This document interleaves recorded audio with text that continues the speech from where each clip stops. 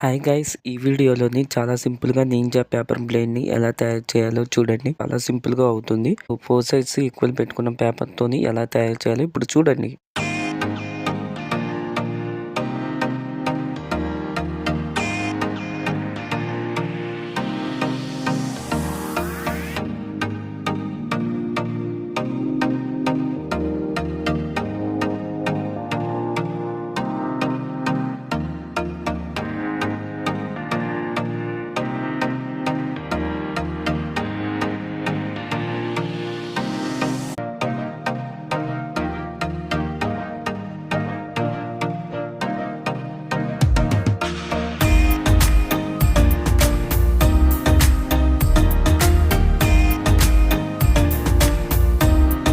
So ఇది ninja paper blade అనమాట. ఇది సింగిల్ బ్లేడ్‌తో వస్తుంది. ఇట్లా డబుల్ బ్లేడ్, ట్రిపుల్ బ్లేడ్ కూడా ఉంటాయి. ఇన్ఫర్మేషన్ నచ్చితే సబ్స్క్రైబ్, లైక్, షేర్, కామెంట్.